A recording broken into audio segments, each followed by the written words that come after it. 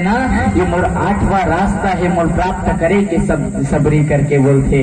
अब ये संतोष प्राप्ति कहाँ से हुई? संतोष प्राप्ति भैया सिर्फ दान से हो सकते करके बोलते। जब आप जीवन में दान करहु ना तो जीवन में आप संतोष मिली, शांति मिली, सुख प्रदान हो ही करके बोलते।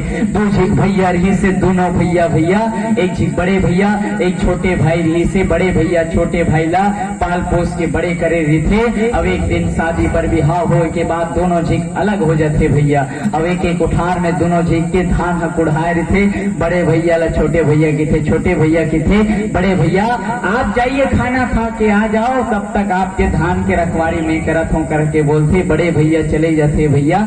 छोटे भैया मन में सोचते बड़े भैया मोल पिता समान मोला पाले है करके अपन धान से भैया 10 टोकरी धान ओखर धान में डाल देते और सबला बराबर करके चुपचाप बैठ जाते भैया। और जब बड़े भैया आते तो बड़े भैया बोलते जा छोटे भाई खाना खा ले, तो खाना खाए बर देखा खबे करके बोलते। और छोटे भैया जब जाते तो बड़े भैया अपन धान के ठीहा ले भैया 10 टोकरी छोटे भाई के धान के ठीहा में डालते कि थे कि मोर छोटे भाई दुनिया भर कहाँ कहाँ भटक बे बेटा, तो बेटा के स्वरूप में तो पाले पोसे हो करके ओला दान कर देते सज्जनों। और देखबे तो दोनों झिक्के कुड़होनी में धान बराबर के बराबर है। एक दूसर के अंदर संतोष हो गए कि मैं एक मोर भाई ला मैं मदद करे हूँ, ओला संतोष हो गए मोर भाई ला मदद करे हूँ। दान करिए, दान कर हो तो बिल्कुल आप ला संतोष मिली, सुख मिली, शांति मिली। ये रामचरितमानस हुआ थे सिर्फ घर में शांति आ जाए, सुख आ जाए, सुख व्याप जाए करके हो थे सज्जनों। लेकिन सुख और शांति कहाँ से प्राप्त हुई हमला ये भी जानना जरूरी हवे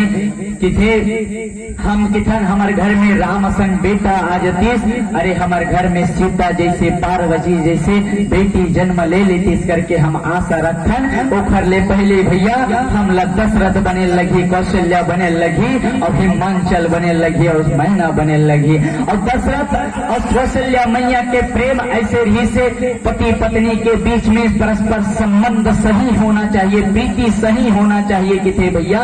जो पति पत्नी के बीच में प्रीति संबंध सही है वो घर में भगवान के आद देरी नहीं है भैया। और जो घर में प्रीति संबंध सही नहीं है वो घर में कला हेल मचेरी थे भैया, वो घर में भगवान प्रकट नहीं हो सके।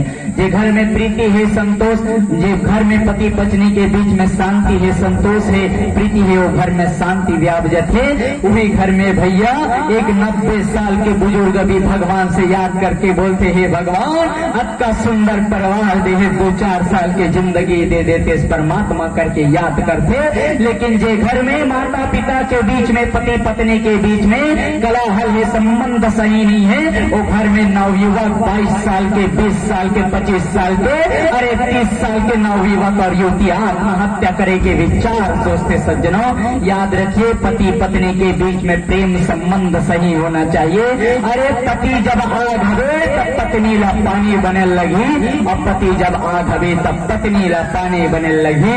इस जीवन में ये दोनों के बीच में संबंध से ही हो जाते ना भैया, तो घर में शांति व्याप जाते। अरे कोई मंदिर में ताकत नहीं है, कोई रामायण में ताकत नहीं है, अरे कोई भागवत में ताकत नहीं है जो आपके घर ला शांति प्रदान कर दे।